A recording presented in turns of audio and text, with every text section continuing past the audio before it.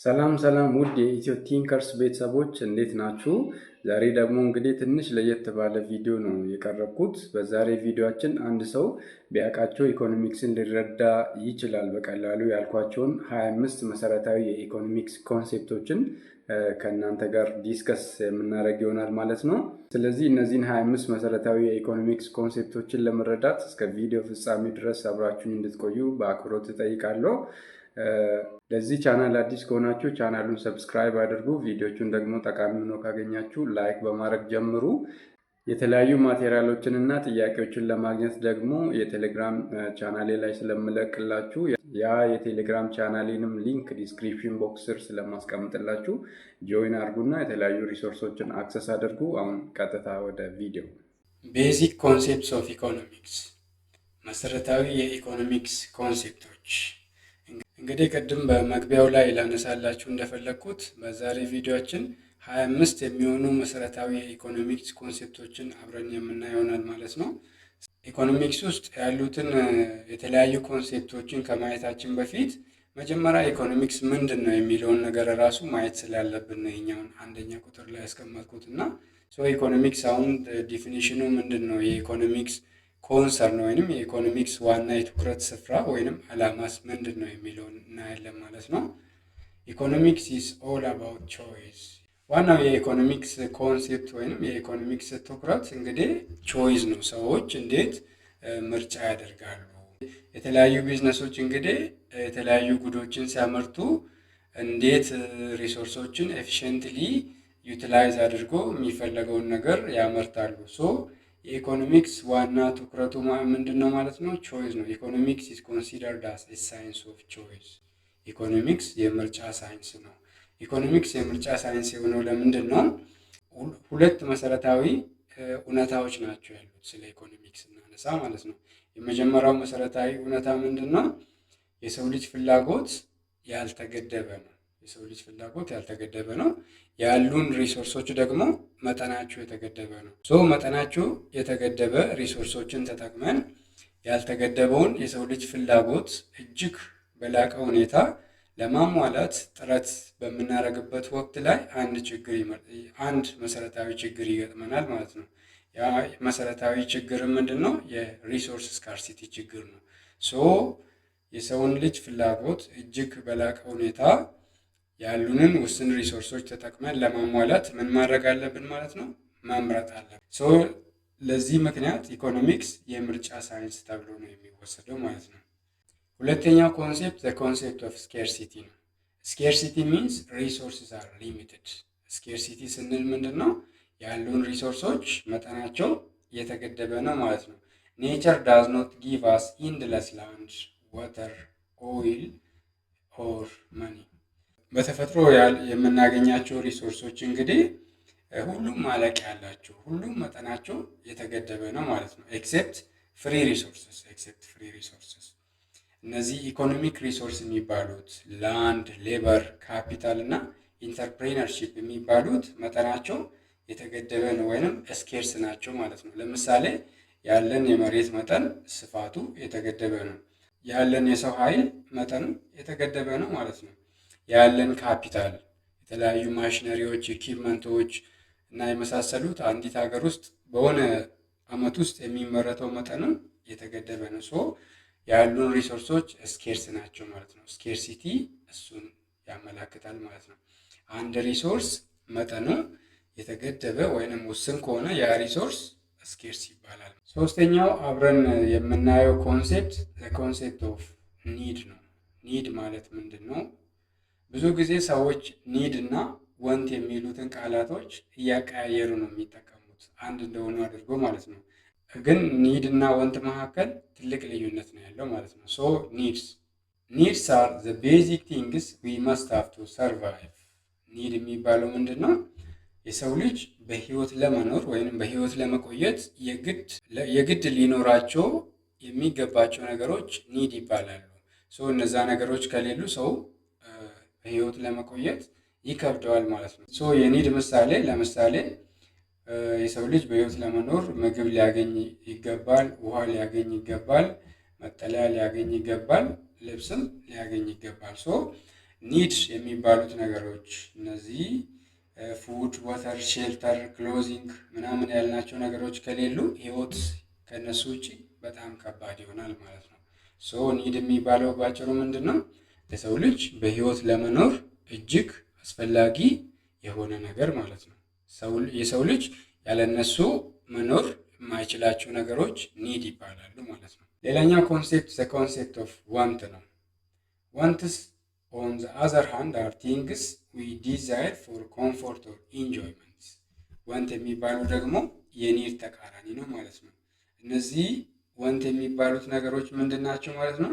የሰው ልጅ ከነሱ እርካታ የሚያገኝ ወይንም ደግሞ ለደስታ የሚጠቀምባቸው ነገሮች ናቸው። ግን ልክ እንደ ኒድ እጅግ አስፈላጊ ያልሆኑት ነገሮች ማለት ነው። ለምሳሌ የሰው ልጅ አዳዲስ ብራንድ ልብሶችን ሊፈልግ ይችላል። እነዚህ ብራንድ የሆኑት ልብሶች እንግዲህ ለሰው ልጅ ያን ያክል አስፈላጊ አይደለም።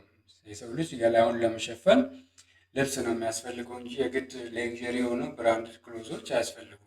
የተለያዩ ስማርትፎኖች፣ እነዚህ ስልክ፣ መኪና ምናምን የሚባሉት ነገሮች የሰው ልጅ እነሱን በመጠቀማቸው ከነዚህ ነገሮች ደስታ የሚያገኝ ይሆናል ማለት ነው። ነገር ግን የሰው ልጅ ያለ እነሱ መኖር ይችላል። የሰው ልጅ ያለ መኪና ሊኖር ይችላል፣ ያለ ስልክ ሊኖር ይችላል። ግን ኦብቪየስሊ ህይወት ትንሽ ከባድ ሊሆን ይችላል። ህይወትን ያቀላሉ፣ ግን ለሰው ልጅ በህይወት ለመቆየት የግድ አስፈላጊ አይደሉም። ልክ እንደ ምግብ፣ ልክ እንደ ውሃ ማለት ነው። አምስተኛው አብረን የምናየው ኮንሴፕት ጉድስ ነው። ጉድስ አር ታንጀብል አይተምስ ዛት ኢዝ ቲንግስ ዩ ካን ታች። እቃዎች ታንጀብል የሆኑት ነገሮች ናቸው። ጉድስ የምንላቸው ነገሮች ምንድን ናቸው? ባጭሩ በእጃችን ልንዳብሳቸው የምንችላቸው ነገሮች፣ ልናያቸው የምንችላቸው ነገሮች ጉድስ ይባላሉ ማለት ነው። ለምሳሌ ብሬድስ፣ ዳቦን በእጃችን መንካት እንችላለን። ጫማዎችን በእጃችን መንካት እንችላለን። በአይናችን ማየት እንችላለን። የተለያዩ ፈርኒቸሮች፣ ኮምፒውተሮች እና የመሳሰሉት የጉድስ ምሳሌዎች ናቸው። ኦል ኦፍ ዚስ አር ጉድስ ኤንድ ዜይ ሳቲስፋይ ኢዘር አወር ዋንትስ ኦር አወር ኒድስ። እነዚህ ሁሉ ጉድስ ናቸው ማለት ነው። እነዚህን ጉዶች ደግሞ ለምንድን ነው የምንጠቀመው? ወይ ዋንታችንን ወይ ደግሞ ኒዳችንን ለማሟላት ነው የምንጠቀምባቸው ማለት ነው። ስድስተኛው ኮንሴፕት ሰርቪስስ ነው። ሰርቪስስ አር አክቲቪቲስ ፐርፎርምድ ባይ ፒፕል ዛት ኢዝ ዩ ካንት ታች ሰርቪስ በት ዩ ቤኔፊት ፍሮም ኢት። ሰርቪስ የሚባሉት ደግሞ የጉድ ተቃራኒ ናቸው ማለት ነው። በአይናችን የማናያቸው ነገሮች፣ በእጃችን የማንዳብሳቸው ነገሮች፣ ልንጨብጣቸው የማንችላቸው ነገሮች ሰርቪስ ይባላሉ ማለት ነው። ለምሳሌ የማስተማር ሂደት፣ ለምሳሌ አሁን እኔ በቪዲዮም ቢሆን ለእናንተ የትምህርት አገልግሎት እየሰጠው ነው አይደለ? ይነስም ይብዛ ማለት ነው። ይህን እኔ ማስተምራችሁን ነገሮች እናንተ በአይናችሁ ልታዩ አትችሉም፣ በእጃችሁ ልትጨብጡ አትችሉትም ማለት ነው። ሌላኛው ምሳሌ ትራንስፖርቴሽን፣ የትራንስፖርት አገልግሎት ልትወስዱ ትችላላችሁ። ለምሳሌ ፀጉራችሁን ልትቆረጡ ትችላላችሁ፣ ፀጉራችሁን ልትሰሩ ትችላላችሁ። ለሴቶች ደግሞ እነዚህ ኦብቪየስሊ እንግዲህ የማይታዩ ነገሮች ናቸው ማለት ነው። እንግዲህ አገልግሎቶች የማይታዩ ነገሮች ናቸው ማለት ነው። ልክ እንደ እቃዎች ወይንም ጉድ እንደምንላቸው በእጃችን ልንዳብሳቸው ልነካቸው የማንችላቸው ነገሮች ናቸው ማለት ነው። ሰባተኛው አብረን የምናየው ኮንሴፕት ኮንሴፕት ኦፍ ኦፖርቹኒቲ ኮስት ነው። ኦፖርቹኒቲ ኮስት ኢዝ ኤ ፓወርፉል ኮንሴፕት። ኦፖርቹኒቲ ኮስት በጣም እጅግ አቅም ያለው ኮንሴፕት ነው። ኢኮኖሚክስ ውስጥ በጣም እኔ በበኩሌ የምወደው ኮንሴፕት ኦፖርቹኒቲ ኮስት ኮንሴፕት ነው ማለት ነው። ለምንድን ነው? በህይወታችን ውስጥ እያንዳንዱ የምናደርገው ክንውን ከኦፖርቹኒቲ ኮስት ጋር የተያያዘ ነው ማለት ነው። ኦፖርቹኒቲ ኮስት ሚንስ the value of the next best alternative you give up። ኦፖርቹኒቲ ኮስት ማለት ሳክሪፋይ የምታደርጉት ነገር ነው ማለት ነው። አንድን ነገር ስትመርጡ ሌላኛውን ነገር ወደ ጎን ትተዋላችሁ። ያ ወደ ጎን የተዋችሁት ነገር ለመረጣችሁት ነገር ኦፖርቹኒቲ ኮስቱ ነው ማለት ነው። ኦፖርቹኒቲ ኮስት can also be defined as the amount or the value of the next best alternative that must be sacrificed in order to have more unit of another good ነው ማለት ነው። ለምሳሌ በቀን ውስጥ ጠዋት አካባቢ 6 ሰዓት ነው ያላችሁት አይደለ? ከ1 ሰዓት እስከ 6 ሰዓት ያለው ማለት ነው። 1 እስከ 6 ባለው ሰዓት መካከል 2 ነገሮችን መከወን ፈለጋችሁ እንበል። ፊልም ማየትና ኳስ መጫወት። ለ6 ሰዓት ሙሉ ኳስ ብትጫወቱ ፊልም የምታዩበት ሰዓት 0 ይሆናል ማለት ነው። ኳስ የመጫወት ኦፖርቹኒቲ ኮስቱ እዚህ ጋር ምንድን ነው ማለት ነው? ወደ ጎን የተዋችሁት ፊልም የማየት ነገር ነው ማለት ነው። ፊልም አታዩም ኳስ ብትጫወቱ ማለት ነው። ሶ ኦፖርቹኒቲ ኮስት የምንለው እሱን ነው ማለት ነው። አንደኛውን ነገር ስንመርጥ ሌላኛውን ነገር ወደ ጎን እንተዋለን ማለት ነው። 8ኛው አብረን የምናየው ኮንሴፕት ዲማንድ ኤንድ ዘ ዲማንድ ከርቭ ነው የሚለው። ሶ ዲማንድ ከርቭ ምንድን ነው የሚለውን ነገር ከማየታችን በፊት ዲማንድን ዲፋይን እናደርግ እስኪ። ዲማንድ ሪፈርስ ቱ ሃው ማች ፕሮዳክት ፒፕል አር ዊሊንግ ኤንድ ኤብል ቱ ባይ አት ዲፍረንት ፕራይስስ። ዲማንድ የምንለው ባጭሩ ምንድን ነው? አንድ ሰው የሆነ ጊዜ ላይ ፍላጎት ኑሮት ሊገዛ የሚችለው የአንድ የእቃ መጠን ዲማንድ ይባላል በአማርኛ ትርጉሙ ማለት ነው። ሶ ስለ ዲማንድ ስናወራ 2 ነገሮች ሊኖሩ ይገባል። የመጀመሪያው ምንድን ነው? ዊሊንግነስ። ሰውየው እቃውን ለመግዛት ወይንም አገልግሎቱን ለመውሰድ ሪሊ ፍላጎት ሊኖረው ይገባል ማለት ነው። ፍላጎት ብቻውን ደግሞ በቂ አይደለም። አንድ ሰው የሆነን ነገር ለመግዛት መፈለጉ ብቻ በቂ አይደለም። ይሄ ፍላጎቱ በምን ሊታገዝ ይገባል ማለት ነው? በኤቢሊቲ። ፍላጎቱ በአቅም ሊደገፍ ይገባል ማለት ነው። አቅም ስንል እንግዲህ እዚህ ጋር ምንድን ነው? የገንዘብ አቅም ወይንም የመክፈል አቅም ማለት ነው። ሶ እዚህ ጋር ስለ ዲማንድ ስናነሳ 2 ነገሮች ልብ ልትሉ ይገባል ማለት ነው። ዜር ሹድ ቢ ዊሊንግነስ ኤንድ ዜር ሹድ ቢ ኦልሶ አን ኤቢሊቲ ማለት ነው። ለምሳሌ አንድ እቃ ዋጋው ሲቀንስ ሰዎች የሚገዙት የዛ የእቃ መጠን ይጨምራል። ምንድነው? የአንድ እቃ ከረከሰ ሰዎች ያ እቃ ስለረከሰ ብዙ ዩኒቱን ይገዛሉ ማለት ነው። አንድ እቃ ደግሞ ዋጋው ከጨመረ ሰዎች የሚገዙት የእቃው መጠን ይቀንሳል ማለት ነው። ሶ ዲማንድ እና ፕራይስ መካከል ኢንቨርስ ሪሌሽንሺፕ ነው ያለው ማለት ነው። ሶ ዘ ሪሌሽንሺፕ ቢትዊን ዘ ኳንቲቲ ዲማንድድ ኤንድ ዘ ፕራይስ ኢዝ ኦብቪየስሊ ኢንቨርስ ነው ማለት ነው። ፕራይስ ሲጨምር ኳንቲቲ ዲማንድድ ይቀንሳል ማለት ነው። ኳንቲቲ ዲማንድድ ይቀንሳል። ፕራይስ ሲቀንስ ደግሞ ኳንቲቲ ዲማንድድ ይጨምራል ማለት ነው። እንግዲህ በዲማንድ ወይንም በኳንቲቲ ዲማንድድ እና በፕራይስ መካከል ያለውን ሪሌሽንሺፕ በዲማንድ ከርቭ እንገልጻለን ማለት ነው። ዲማንድ ከርቭ ባጭሩ ምንድን ነው? በፕራይስ እና በኳንቲቲ ዲማንድድ መካከል ያለውን ኢንቨርስ ወይንም ኔጋቲቭ ሪሌሽንሺፕ የሚያሳየን ግራፍ ነው ማለት ነው። ሶ ዚስ ኢዝ ዋት ዊ ኮል ዘ ዲማንድ ከርቭ።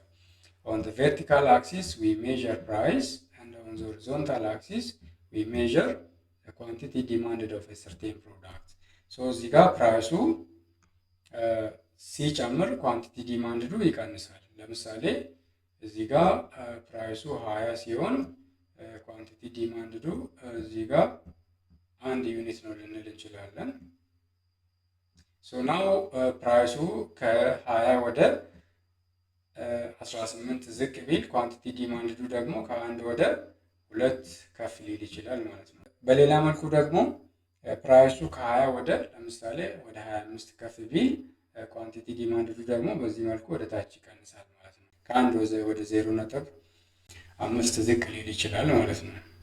ሶ በፕራይስ እና በኳንቲቲ ዲማንድድ መካከል ያለውን ኔጋቲቭ ሪሌሽንሺፕ የሚገልጽልን ከርቭ ምን ይባላል ማለት ነው?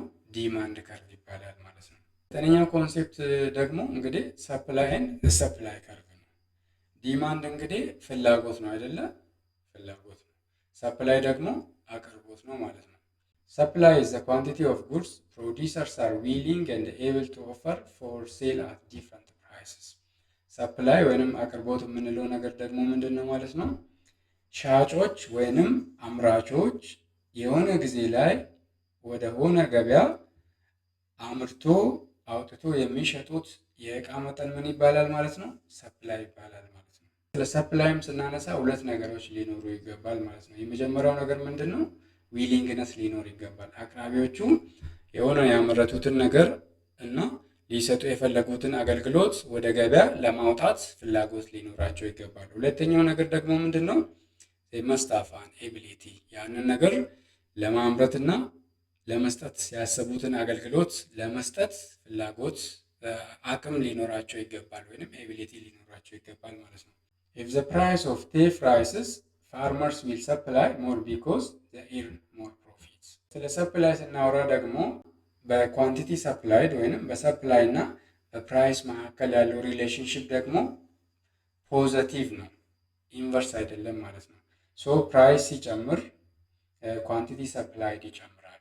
ለምሳሌ የቡና አምራቾች አሉ ብለን እናስብና እነዚህ የቡና አምራቾች እንግዲህ ገበያ ላይ ያለው የቡና ዋጋ ሲጨምር ወደ ገበያ ይዘው የሚወጡት የቡና መጠን ይጨምራል። ለምንድን ነው? ፕራይስ ሲጨምር በመሸጣቸው ብዙ ትርፍ ያገኛሉ ማለት ነው። ገበያ ላይ ያለው የቡና ዋጋ ቢቀንስ ደግሞ ወደ ገበያ ይዘው የሚወጡት መጠን ይቀንሳል ማለት ነው። ሶ እዚህ ጋር ምንድነው ሰፕላይ ወይንም አቅርቦት በምንለው እና በፕራይስ መካከል ያለው ሪሌሽንሺፕ ፖዘቲቭ ነው ማለት ነው። ፖዘቲቭ ነው። ቅድም እንዳየነው ዲማንድ ከርቭ ዳውንዋርድ ስሎፒንግ ነው። እዚህ ጋር ደግሞ ሰፕላይ ከርቭ አፕዋርድ ስሎፒንግ ነው ማለት ነው። ሶ እዚህ ጋር ልክ እንደቀደሙ ቨርቲካል አክሲሱ ላይ ፕራይስን ሜዥር እናደርጋለን፣ ሆሪዞንታል አክሲሱ ላይ ደግሞ ኳንቲቲ ሰፕላይድን ሜዥር እናደርጋለን ማለት ነው። ሶ እዚህ ጋር እንደዚህ ይሄዳል ማለት ነው። ፕራይሱ ከዚህ ወደዚህ ከፍ ሲል ኳንቲቲ ሰፕላይዱ ከዚህ ወደዚህ ይጨምራል። ፕራይሱ ከዚህ ወደዚህ ዝቅ ሲል ኳንቲቲ ሰፕላይዱ ከዚህ ወደዚህ ይቀንሳል ማለት ነው። ሶ ሰፕላይ እና ፕራይስ መካከል ያለው ሪሌሽንሺፕ ይህንን ይመስላል ማለት ነው። ሶ ሰፕላይ ከርቭ ደግሞ በፕራይስ እና በኳንቲቲ ሰፕላይድ መካከል ያለውን ሪሌሽንሺፕ ልክ እዚህ ጋር በግራፍ እንደሳልኩላችሁ የሚያሳየን ነገር ነው ማለት ነው። አስረኛው አብረን የምናየው ኮንሴፕት ማርኬት ኤንድ ታይፕስ ኦፍ ማርኬት ነው። መጀመሪያ ማርኬት ወይንም ገበያ የምንለው ነገር ምንድን ነው የሚለውን ዲፋይን ማድረግ አለብን። ማርኬት ኢዝ ኤኒ ፕሌስ ዌር ባየርስ ኤንድ ሴለርስ ሜት ቱ ኤክስቼንጅ ጉድስ ኤንድ ሰርቪስስ። እንግዲህ ገበያን በሁለት መልኩ ዲፋይን ልናደርግ እንችላለን። የመጀመሪያው ገበያን ዲፋይን የምናደርግበት መንገድ ምንድን ነው? ኢን ተርምስ ኦፍ ዘ ፊዚካል አስፔክት ነው። ኢን ተርምስ ኦፍ ዘ ፊዚካል አስፔክት ማርኬትን ዲፋይን ስናደርግ የተለያዩ አካላቶች ማለትም ገዢና ሻጮች የሚገናኙበት የሆነ ስፔሲፊክ ቦታ ማርኬት ሊባል ይችላል ማለት ነው። ልክ እናንተ የምትኖሩበት አካባቢ ላይ ያሉት ገበያዎች ማርኬት ይባላሉ ማለት ነው። እዛ ገበያ ውስጥ እንግዲህ ገዢና ሻጩ ከተለያየ ቦታ በመገናኘት ግብይትን ይፈጥራሉ። እንግዲህ ይሄኛው ማርኬትን ዲፋይን የምናደርግበት አንደኛው አስፔክት ነው። ሌላኛው ማርኬትን ዲፋይን የምናደርግበት አስፔክት ደግሞ ኢን ተርምስ ኦፍ ዘ ዲጂታል አስፔክት ነው ማለት ነው። ዲጂታል አስፔክት ስንል ምንድን ነው? የተለያዩ ዲጂታል ቴክኖሎጂዎችን በመጠቀም ገዢና ሻጩ ሳይገናኙ ለምሳሌ በኢንተርኔት ምናምን ሊሆን ይችላል የግብይት ሂደት ሲካሄድ ያንንም ማርኬት እንለዋለን ማለት ነው። ሁለተኛው ማርኬትን ዲፋይን የምናደርግበት መንገድ ምንድን ነው ማለት ነው? ኦንላይን ፕላትፎርም ነው ማለት ነው። ያለምንም አካላዊ ግንኙነት ሰዎች በኢንተርኔት አማካኝነት የተለያዩ ዲጂታል ቴክኖሎጂዎችን ኮምፒውተራቸውን፣ ስልካቸውን እና ታብሌት በመጠቀም የተለያዩ ግብይቶችን የሚፈጥሩበት ሂደትም ማርኬት ይባላል ማለት ነው። ሶ እንግዲህ ማርኬትን በዚህ ወይ ዲፋይን ካደረግን አሁን ደግሞ ታይፕስ ኦፍ ማርኬትስን ማየት አለብን። የተለያዩ የገበያ አይነቶች አሉ። የገበያ አይነቶችን በአጭሩ በሁለት ልንከፍል እንችላለን ማለት ነው። የመጀመሪያው ካታጎሪ ፐርፌክት ማርኬትስ የምንላቸው ናቸው፣ ፒኤም። ሁለተኛው ደግሞ ኢምፐርፌክት ማርኬትስ የምንላቸው ናቸው፣ ኢምፐርፌክት ማርኬትስ። ሶ እነዚህ ኦሊጎፖሊ፣ ሞኖፖሊ እና ሞኖፖሊስቲካሊ ኮምፒቴቲቭ የሚባሉት ማርኬቶች ዚአር ኤግዛምፕልስ ኦፍ ኢምፐርፌክት ማርኬት። የመጀመሪያው ካታጎሪ ደግሞ ፐርፌክት ኮምፒቲሽን የሚባለው ኢት ኢዝ አን ኤግዛምፕል ኦፍ ኤ ፐርፌክትሊ ኮምፒቲቲቭ ማርኬት ማለት ነው። ማርኬቶችን ፐርፌክት እና ኢምፐርፌክት ብለን ክላሲፋይ የምናደርገው የተለያዩ ክራይቴሪያዎች ላይ በመመርኮዝ ነው። የመጀመሪያው ክራይቴሪያ እንግዲህ ዘ ዲግሪ ኦፍ ዘ ሰብስቴቢሊቲ ኦፍ ዘ ፕሮዳክት ነው። አንደኛው ፕሮዳክት ሌላኛውን ፕሮዳክት የሚተካበት ዲግሪ፣ ነምበር ኦፍ ባየርስ ኤንድ ሴለርስ ኢን ማርኬት፣ ዘ ኢንትሪ ኤንድ ኤግዚት ኮንዲሽንስ። ሶ ብዙ ኤሌመንቶች ላይ ዲፔንድ ሆነን ማርኬትን ክላሲፋይ ማድረግ እንችላለን። ፕራይስ ሴቲንግ ኤቢሊቲ የሚባልም አለ ኦብቪየስሊ። አሁን ጠለቅ ብዬ እዛ ውስጥ አልገባም። ለምንድን ነው ያው በሌላ ቪዲዮ ስለምመጣበት ማለት ነው። ፐርፌክት ኮምፒቲሽን is a type of market where we have many sellers offering the same product. ፐርፌክትሊ ኮምፒቲቲቭ ማርኬት የሚባለው የገበያ አይነቱ ነው። እዛ ገበያ ውስጥም ደግሞ ምንድን ነው የሚከናወነው? የተለያዩ ሻጮች ተመሳሳይ የሆኑ እቃዎችን አውጥቶ የሚሸጡበት ገበያና ገዢዎቹም የሚገዙበት ገበያ ፐርፌክት ኮምፒቲሽን ይባላል ማለት ነው። ሞኖፖሊ is a type of market where we have one seller who controls the entire market. አንድ ሻጭ እንዳለ ገበያውን የሚቆጣጠርበት ሁኔታ ሞኖፖሊ ማርኬት ይባላል። ማለት እዛ ገበያ ውስጥ ያለው አንድ ሻጭ ብቻ ነው ወይንም አንድ የአገልግሎት ሰጪ ነው ማለት ነው። ለምሳሌ የኢትዮጵያ አየር መንገድ እንግዲህ ሞኖፖሊ ነው። ኢትዮጵያ ውስጥ አንድ የአየር መንገድ ብቻ ነው ያለን። የኢትዮጵያ የኤሌክትሪክ አገልግሎት ኤልፓ አንድ ነው ኢትዮጵያ ውስጥ ያለው። እነሱ ገበያውን በሞኖፖሊ ይዞታል ማለት ነው። ሞኖፖሊ የሚባለው እንደዚህ አይነቱ ማርኬት ነው ማለት ነው። ሌላኛው ደግሞ ኦሊጎፖሊ ነው። ኦሊጎፖሊ is a type of market where we have few larger firms that dominate the market. ኦሊጎፖሊ የምንለው ደግሞ ውስን የሆኑት ፈርሞች ወይንም ሻጮች ብዙ ጊዜ ከ3 እስከ 5 የሆኑት ሻጮች የሚኖሩበት የገበያ አይነት ደግሞ ምን ይባላል ማለት ነው?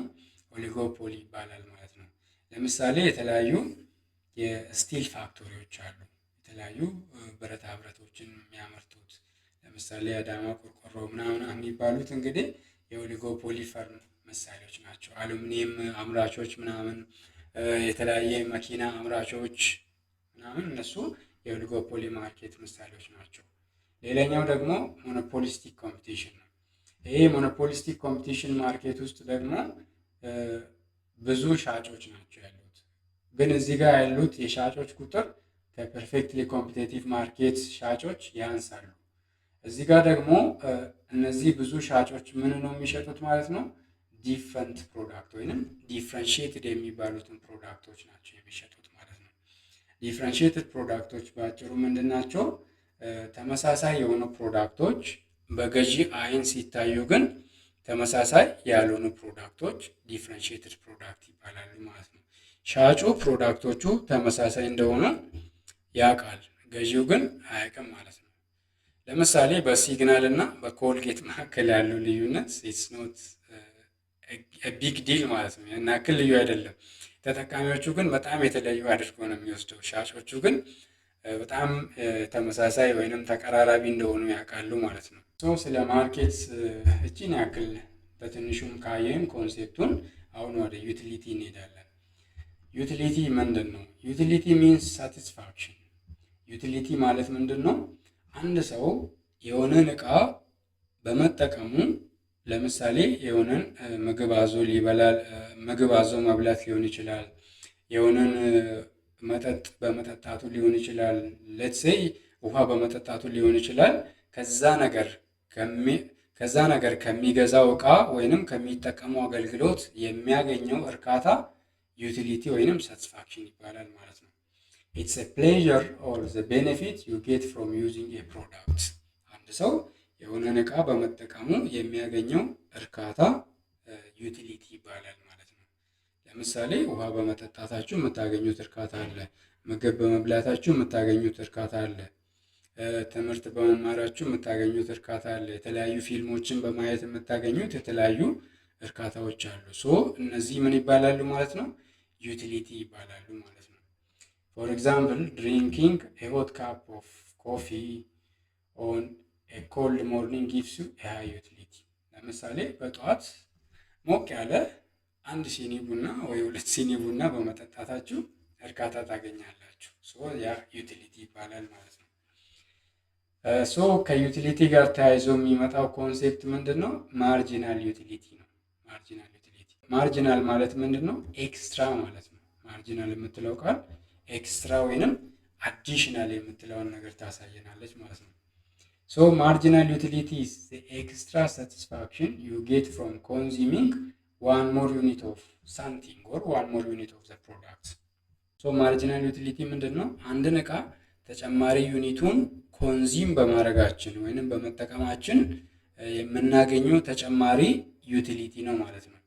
ለምሳሌ አንድ ብርጭቆ ውሃ ስትጠጡ የምታገኙት እርካታ አለ። ተጨማሪ ሁለተኛ ብርጭቆ ውሃ ስትጠጡ የምታገኙት እርካታ አለ። ያ ምን ይባላል ማለት ነው? ማርጂናል ዩቲሊቲ ይባላል ማለት ነው። አንድ ሙዝ በመብላታችሁ የምታገኙት እርካታ አለ። ከሁለተኛ ሙዝ የምታገኙት እርካታ አለ። የአንድን እቃ ተጨማሪ ዩኒት በመጠቀማችሁ የምታገኙት ተጨማሪ እርካታ ምን ይባላል ማለት ነው?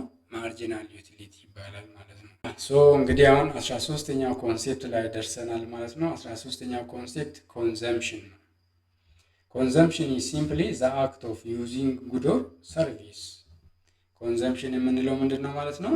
አንድን እቃ ወይንም አንድን አገልግሎት የመጠቀም ሁኔታ ነው ማለት ነው። አንድን እቃ ስንጠቀም፣ አንድን አገልግሎት ስንወስድ ምን አደረግን ይባላል ማለት ነው? ኮንዚም አደረግን ይባላል ማለት ነው። ዌን ዩ ኢት ፉድ፣ ዋች ኤ ሙቪ ኦር ባይ ክሎዝስ ዩ አር ኮንዚሚንግ። ምግብ ስትበሉ፣ ፊልም ስታዩ፣ ልብስ ስትገዙ ምን እያደረጋችሁ ነው ማለት ነው? ኮንዚም እያደረጋችሁ ነው ማለት ነው። 14ኛው ኮንሴፕት ደግሞ ኮንዚመር ሰርፕለስ ነው። ኮንዚመር ሰርፕለስ ኢዝ ዘ ዲፍረንስ ቢትዊን ዋት ዩ አር ዊሊንግ ቱ ፔይ ኤንድ ዋት ዩ አክቹዋሊ ፔይ። ኮንዚመር ሰርፕለስ የሚባለው ባጭሩ ምንድን ነው? አንድን እቃ ለመግዛት ቤታችሁ ሆናችሁ ስትወስኑ ለዛ ለመግዛት ላሰባችሁት እቃ ለመክፈል የምትፈልጉት መጠን አለ። ሌትስ ሴይ አንድ ሱሪ መግዛት ፈለጋችሁ እንበልና ወደ ቡቲክ ሂዳችሁ ያንን የምትፈልጉትን ሱሪ ከመግዛታችሁ በፊት ለዛ ሱሪ ይህን ያክል መጠን ነው የምከፍለው ብላችሁ በአይምሯችሁ ውስጥ ካልኩሌት የምታደርጉት መጠን አለ። ልክ ያ ቡቲክ ጋር ከደረሳችሁ በኋላ ለዛ ሱሪ የከፈላችሁት መጠን እና ያሰባችሁት መጠን ይለያያል አይደለ? የከፈላችሁት ካሰባችሁት መጠን በታች ከሆነ እዛ መካከል ያለው ልዩነት ምን ይባላል ማለት ነው? እናንተ ያገኛችሁት ኮንዚመር ሰርፕለስ ይባላል ማለት ነው ባጭሩ። If you expect to pay 300 ብር for a jacket but bought it for 200, your consumer surplus is 100 ብር። አንድን ጃኬት በ300 ብር መግዛት ብታስቡና ልክ ቡቲክ ከሄዳችሁ በኋላ የፈለጋችሁትን ጃኬት በ200 ብር በገዙ እናንተ ኮንዚመር ሰርፕለስ ስንት ነው ማለት ነው? 100 ብር ነው ማለት ነው። ለመክፈል ያሰባችሁትና የከፈላችሁት መጠን መካከል ያለው ልዩነት ምን ይባላል ማለት ነው? ኮንዚመር ሰርፕለስ ይባላል ማለት ነው። ፕሮዲውሰር ሰርፕለስ። ፕሮዲውሰር ሰርፕለስ is an extra money a seller gets because the product is sold for more than the lowest price they are willing to accept። ይሄ ፕሮዲውሰር ሰርፕለስ የምንለው ደግሞ የኮንዚመር ሰርፕለስ ተቃራኒ ነው ማለት ነው። ይሄኛው ከፕሮዲውሰርስ አንግል ነው የምናየው፣ ይሄኛውን ደግሞ ከኮንዚመር አንግል ነው የምናየው። ልዩነቱ እሱ ነው በሁለቱም መካከል ያለው ማለት ነው። ፕሮዲውሰር ሰርፕለስ የሚባለው ነገር ደግሞ ምንድን ነው? አንድ ሻጭ አንድን እቃ ወደ ገበያ ወስዶ ከመሸጡ በፊት ሊሸጥበት የሚያስበው ዋጋ አለ። ያንን እቃ ገበያ ደርሶ ሲሸጥ ካሰበበት ዋጋ በላይ የሚሸጥ ከሆነ ያ ያሰበበትና የሸጠበት መካከል ያለው የዋጋ ልዩነት ምን ይባላል ማለት ነው? ፕሮዲውሰር ሰርፕለስ ይባላል ማለት ነው። ሌላኛው ልታውቁት የሚገባው መሰረታዊ የኢኮኖሚክስ ኮንሴፕት ፕራይስ ነው። ፕራይስ ኢዝ ዘ አማውንት ኦፍ መኒ ዩ መስት ፔይ ቱ ኦብቴን ኤ ፕሮዳክት ኦር ሰርቪስ። ኤቭሪ ጉድ አራውንድ አስ ፍሮም ሲገር ቱ ኤሌክትሪሲቲ ሃዝ ኤ ፕራይስ። ፕራይስ ደግሞ ምንድን ነው ማለት ነው? አንድን እቃ ለማግኘት ወይንም አንድን አገልግሎት ለመውሰድ ልንከፍል የሚገባው የገንዘብ መጠን ፕራይስ ይባላል ማለት ነው። በነፃ የምናገኘው ነገር የለም፣ ፓርቲኩላርሊ ፍሪ ሪሶርስ ካልሆነ በስተቀር ማለት ነው። ኢኮኖሚክ ሪሶርሶች እንዳሉ ፕራይስ አላቸው። እነዛን ኢኮኖሚክ ሪሶርሶች ወስደን ልንጠቀምባቸው ካሰብን we must have to pay a price ማለት ነው። 17ኛው ኮንሴፕት ላይ ደርሰናል። እንግዲህ 17ኛው ኮንሴፕት ደግሞ ግሮስ ዶሜስቲክ ፕሮዳክት ወይንም ጂዲፒ የምንለው ነው ማለት ነው። ጂዲፒ is the total value of final goods and services produced within the country in a year and it helps to measure the size and the health of the country's economy። ግሮስ ዶሜስቲክ ፕሮዳክት የሚባለው ነገር ደግሞ ምንድን ነው? የአንዲት ሀገር የድንበር ክልል ውስጥ በአንድ ዓመት ውስጥ የሚመረትና ወደ ገበያ ወጥቶ ዋጋ የሚወጣለት የምርት መጠን ግሮስ ዶሜስቲክ ፕሮዳክት ይባላል። የአንዲት ሀገር ድንበር ውስጥ ለምሳሌ ኢትዮጵያ ውስጥ በ2018 የሚመረተው የምርት መጠን የኢትዮጵያ የ2018 ግሮስ ዶሜስቲክ ፕሮዳክት ወይንም ጂዲፒ ተብሎ ነው የሚወሰደው ማለት ነው። እዚህ ጋር አንድ ነገር ልብ ልትሉ ይገባል ማለት ነው። ይሄ የሚመረተው ምርት የአንዲት ሀገር ድንበር ውስጥ ወይንም ባውንደሪ ውስጥ ነው ሊመረት የሚገባው። እዛ ውስጥ የሚመረተው ምርት ነው ግሮስ ዶሜስቲክ ፕሮዳክት የሚባለው። ከዚህም በተጨማሪ የተመረተው ምርትም ማርኬት ቫሊዩ ሊኖረው ይገባል ማለት ነው። ማርኬት ቫሊዩ ገበያ ላይ የወጣለት የዋጋ ተመን ሊኖረው ይገባል። እነዚህም ደግሞ ምርቶችም ደግሞ በሆነ ዓመት ውስጥ የተመረቱት ናቸው። ሌትስ ሴይ በ2018 በ2017 ምናምን እየተባለ ማለት ነው። ስለ ግሮስ ዶሜስቲክ ፕሮዳክት ካነሳን ሌላ ከሱ ጋር አያይዘን የምናነሳው ኮንሴፕት አለ። እሱም ደግሞ ምንድን ነው? ግሮስ ናሽናል ፕሮዳክት። ግሮስ ናሽናል ፕሮዳክት ሜዠርስ ዘ ቫሊዩ ኦፍ ጉድስ ኤንድ ሰርቪስስ ፕሮዲውስድ ባይ ዘ ካንትሪ ሲቲዘንስ ኖ ማተር ዌር ዘይ አር ኢን ዘ ወርልድ። የትም ሀገር ውስጥ ይሁን የአንዲት ሀገር ዜጎች የሚያመርቱት የምርት መጠን ግሮስ ናሽናል ፕሮዳክት ይባላል ማለት ነው። ለምሳሌ የኢትዮጵያ ዜግነት ያላቸው ሰዎች የተለያዩ የአውሮፓና የአረብ ሀገር ውስጥ የሚያመርቱት የምርት መጠን አለ። እነሱ የሚያመርቱት የምርት መጠን የኢትዮጵያ ጂኤንፒ ወይንም ግሮስ ናሽናል ፕሮዳክት ተደርጎ ነው የሚቆጠረው ማለት ነው። በግሮስ ዶሜስቲክ እና በግሮስ ናሽናል ፕሮዳክት መካከል ያለው ልዩነት ባጭሩ ምንድን ነው? ስለ ግሮስ ዶሜስቲክ ፕሮዳክት ካነሳን ስለ ድንበር አብረን እናነሳለን ማለት ነው። ለምሳሌ በ2018 ዓመተ ምህረት ውስጥ የተለያዩ ቻይኖች ኢትዮጵያ ውስጥ የተለያየ አገልግሎት ሊሰጡ ይችላሉ። ለምሳሌ መንገድ ሊሰሩ ይችላሉ። ይሄ እነሱ የሰሩት ነገር የኢትዮጵያ ድንበር ውስጥ እስከተሰራ ድረስ የኢትዮጵያ ግሮስ ዶሜስቲክ ፕሮዳክት ተደርጎ ነው የሚቆጠረው። እነዚህ ቻይኖች ግን በዜግነት ቻይናዊ ስለሆኑ ይሄ እነሱ ኢትዮጵያ ውስጥ የሚሰጡት አገልግሎት ለኢትዮጵያ ጂዲፒ ተብሎ ከተቆጠረ ለቻይኖች ደግሞ ጂኤንፒ ወይንም ግሮስ ናሽናል ፕሮዳክት ተብሎ ይወሰዳል ማለት ነው። ስለ ጂኤንፒ ካነሳን አንድ ቤዚክ ኮንሴፕት እናነሳለን። ኮንሴፕት ኦፍ ሲቲዘንሺፕ ማለት ነው፣ የዜግነት ጉዳይ ማለት ነው። የኢትዮጵያ ዜጋ የሆነ ሰውና የትም ሀገር ላይ የሆነን ነገር የሚያመርት የሆነን አገልግሎት የሚሰጥ እሱ እዛ የሚሰራው ነገር የኢትዮጵያ ግሮስ ናሽናል ፕሮዳክት ተብሎ ነው የሚቆጠረው። የኢትዮጵያ ሀገር ውስጥ የሚመረተው ምርት በኢትዮጵያዊም ይሁን በቻይናዊም ይሁን በአሜሪካዊ የኢትዮጵያ ጂዲፒ ተብሎ ነው የሚወሰደው ማለት ነው። በሁለቱ መካከል ያለው ልዩነት አጭሩ ይሄ ነው ማለት ነው። 19ኛው ኮንሴፕት ፋክተርስ ኦፍ ፕሮዳክሽን ነው። ፋክተርስ ኦፍ ፕሮዳክሽን አንዳንዴ ሪሶርስ ይባላሉ፣ አንዳንዴ ደግሞ ምን ይባላሉ ማለት ነው? ኢንፑት ይባላሉ። እነዚህ ፋክተር ኦፍ ፕሮዳክሽን የሚባሉት ምንድን ናቸው? ባጭሩ አንድን ምርት ለማምረት ወይንም የሆነን አገልግሎት ለመስጠት እንደ ግብአት የምንጠቀምባቸው ነገሮች ናቸው ማለት ነው።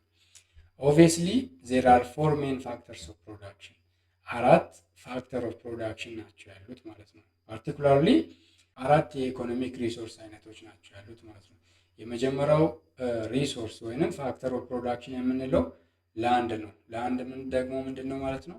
ናቹራል ሪሶርስ፣ በተፈጥሮ የምናገኘው ሪሶርስ፣ ከመሬት በታች ያለውም ሊሆን ይችላል፣ ከመሬት ወደ ላይም ያለ ሪሶርስ ሊሆን ይችላል። ያ ላንድ ይባላል። ሌላኛው ፋክተር ኦፍ ፕሮዳክሽን የሚባለው ሌበር ነው። ሌበር ስንል ደግሞ ሂማን ኢፈርት ነው፣ የሰው ልጅ ክህሎት ወይንም የሰው ልጅ ጥረት የምንለው ማለት ነው። ይሄ ሂማን ኢፈርት ደግሞ በሁለት ይከፈላል፣ ፊዚካል እና ሜንታል አስፔክት የምንለው አለው ማለት ነው በውስጡ። ሌላኛው ፋክተር ኦፍ ፕሮዳክሽን ካፒታል ነው። የተለያዩ ቱልስ፣ ማሽንስ እና ቢልዲንግስ፣ የተለያዩ ትራክተሮች፣ ኮምባይነሮች፣ ማሽነሪዎች ካፒታል ካቴጎሪ ስር ናቸው ማለት ነው። አራተኛው ፋክተር ኦፍ ፕሮዳክሽን ወይንም ኢኮኖሚክ ሪሶርስ የሚባለው ኢንተርፕሬነርሺፕ ነው። ይህ ኢንተርፕሬነርሺፕ የሚባለው ነገር ደግሞ ምንድን ነው? እነዚህን ሶስቱን ፋክተር ኦፍ ፕሮዳክሽን አቀናጅተን የመጠቀም ክህሎት ነው ማለት ነው።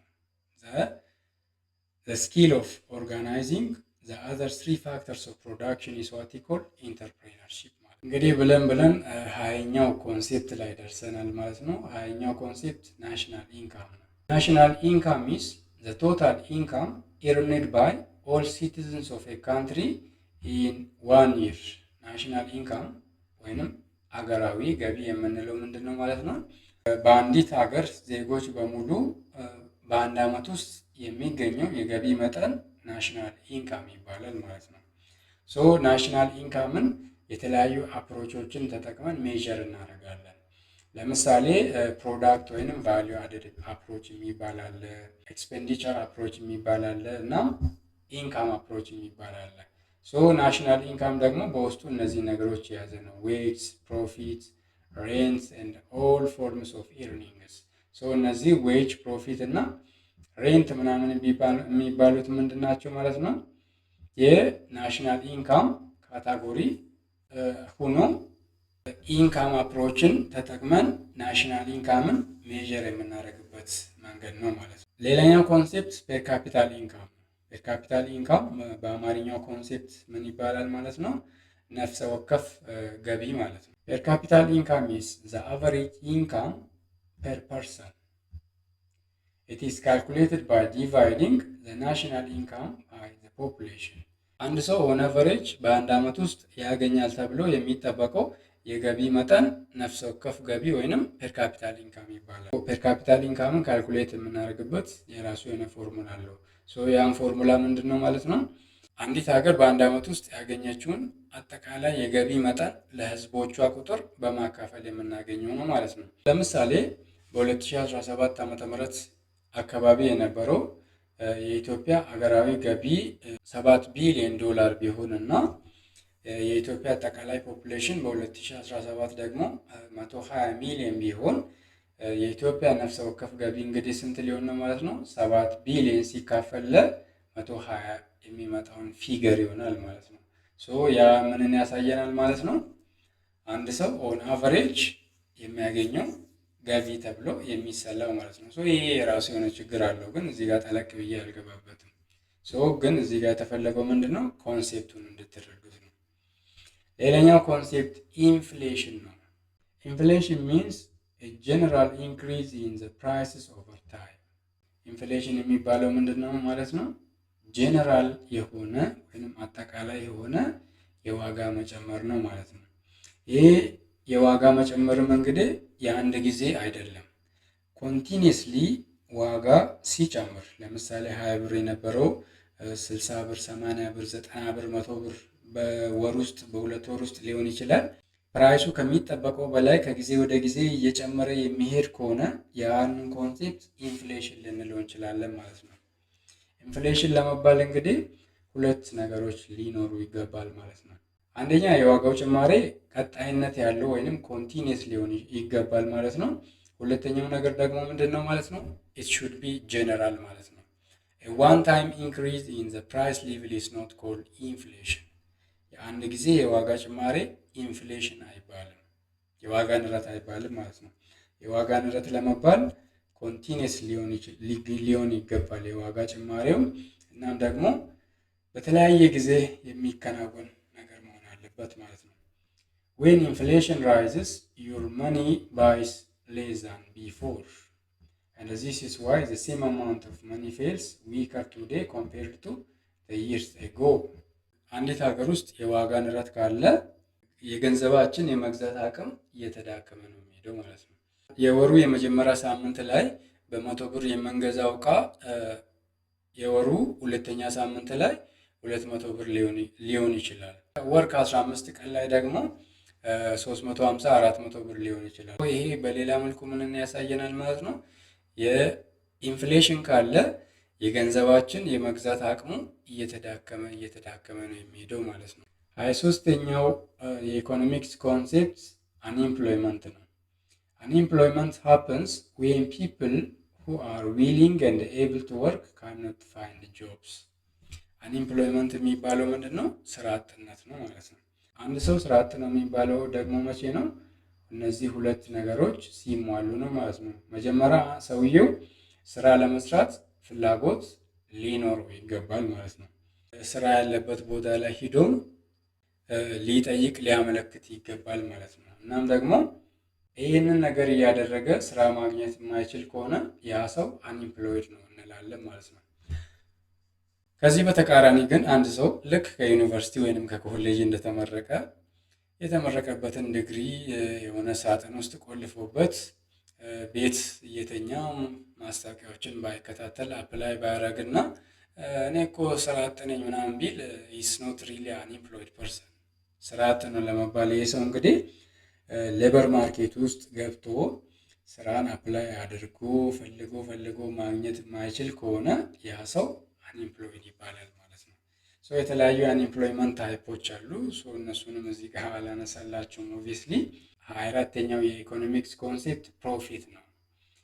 ፕሮፊት ኢዝ ዘ ሪዋርድ ቢዝነስስ ጌትስ ፎር ቴኪንግ ሪስክስ። ፕሮፊት ማለት ምንድን ነው? ትርፍ ነው። ይሄ ትርፍ ደግሞ ምንድን ነው? አምራቾች ወይንም የተለያየ የቢዝነስ አክቲቪቲ ውስጥ የሚሳተፉት ሰዎች ያንን ቢዝነስ ራን በማድረጋቸው የተለያዩ ምርቶችን በማምረታቸው የተለያዩ አገልግሎቶችን በመስጠታቸው የሚያገኙት ነገር ወይንም ኮምፐንሴት የሚደረጉበት ሜካኒዝም ፕሮፊት ይባላል ማለት ነው። አንድ ሰው ደግሞ ትርፍ አገኘ የሚባለው መች ነው? ወይንስ ኢኮኖሚክስ ውስጥ ደግሞ ትርፍ እንዴት ነው ካልኩሌት የሚደረገው ካላችሁኝ፣ ኢኮኖሚክስ ውስጥ ፕሮፊት ወይንም ትርፍ የምንለው ቶታል ሬቨኑ እና በቶታል ኮስት መካከል ያለው ልዩነት ነው። አሁን ቶታል ሬቨኑ ምንድን ነው? ቶታል ሬቨኑ ማለት ቶታል ኢንካም ወይንም አጠቃላይ ገቢ ማለት ነው። ቶታል ኮስት የምንለው ደግሞ ሰውየው የሚያወጣው አጠቃላይ ወጪ ማለት ነው። ሰውየው በሚያወጣው ወጪ እና በሚያገኘው ገቢ መካከል ያለው ልዩነት ምን ይባላል ማለት ነው? ፕሮፊት ይባላል ማለት ነው። ገቢው ከወጪው ከበለጠ ይሄ ሰው ትርፍ እያገኘ ነው እንላለን። ይሄ ሰው ደግሞ ይሄ የሚያወጣው ወጪ ወይንም አጠቃላይ ኮስቱ ከሬቨኑ ወይንም ከኢንካሙ የሚበልጥ ከሆነ ይሄ ሰው ደግሞ ሎስ ኢንከር እያደረገ ነው ያለው ነው የምንለው። ይሄ ሰው እየከሰረ ነው እንላለን ማለት ነው። ኢኮኖሚክስ ውስጥ ፕሮፊት እንግዲህ ኢን ሃይላይትስ ካየነው ይሄን ይመስላል ማለት ነው። ለእናንተ እንዳቀናጀሁት ከሆነ 25ኛው እና የመጨረሻው አብረን የምናየው ኮንሴፕት ኢኮኖሚክ ግሮዝ ነው። ኢኮኖሚክ ግሮዝ ምንድን ነው? የኢኮኖሚ እድገት ማለት ነው። ኢኮኖሚክ ግሮዝ ኢዝ አን ኢንክሪዝ ኢን ዘ ፕሮዳክሽን ኦፍ ጉድስ ኤንድ ሰርቪስስ ኦቨር ታይም። የኢኮኖሚ እድገት የሚባለው ነገር ደግሞ ምንድን ነው ማለት ነው? አንዲት ሀገር የምታመርተው የምርት መጠን ከጊዜ ወደ ጊዜ እየተሻሻለ የሚሄድ ከሆነ፣ የምትሰጠው አገልግሎት ከጊዜ ወደ ጊዜ እየተሻሻለ የሚሄድ ከሆነ ያቺ ሀገር የኢኮኖሚ እድገት እያስመዘገበች ነው ያለችው እንላለን ማለት ነው። When a country grows economically, people's standard of living usually improve. አንዲት ሀገር ደግሞ ኢኮኖሚዋ ከጊዜ ወደ ጊዜ እያደገ ከሄደ ምንድን ነው ማለት ነው? የሰዎች የኑሮ ሁኔታ እየተሻሻለ ነው የሚሄደው ማለት ነው። በእግር የሚሄዱት ሰዎች የተለያዩ ቢስክሌቶችን መጠቀም ይጀምራሉ። ሞተር ሳይክል፣ መኪና ምናምን ይኖራቸዋል። ተከራይተው የሚኖሩት ሰዎች ደግሞ የራሳቸውን ቤት ይሰራሉ፣ ይገዛሉ። ይሄ ምንን ያሳያል ማለት ነው? ኢኮኖሚክ ግሮዝን መሰረታዊ። እንግዲህ በዛሬ ቪዲዮችን መሰረታዊ 25 የኢኮኖሚክስ ኮንሴፕቶችን አብረን አይተን ነበረ። እነዚህን ኮንሴፕቶች አይሆፕ ኢንጆይ እንዳደረጋችሁና የተወሰነ ጭብጥ እንዳገኛችሁበት ተስፋ አደርጋለሁ። ለዚህ ቻናል አዲስ ከሆናችሁት ቻናሉን ሰብስክራይብ አድርጉ። ቪዲዮውን ደግሞ ከወደዳችሁት ላይክ እና ሼር አድርጉ። አብራችሁን ስለቆያችሁ እጅግ በጣም አመሰግናለሁ። የተለያዩ ሪሶርሶችን የምትፈልጉ ከሆነ የቴሌግራም ቻናሌን ዲስክሪፕሽን ሊንኩ ስር ስለማስቀምጥላችሁ ያንንም ቻናል ጆይን በማድረግ የተለያዩ የኢኮኖሚክስ ሪሶርሶች እና ቲዩቶሪያሎችን ማግኘት ትችላላችሁ። ቸር ሰንብቱ።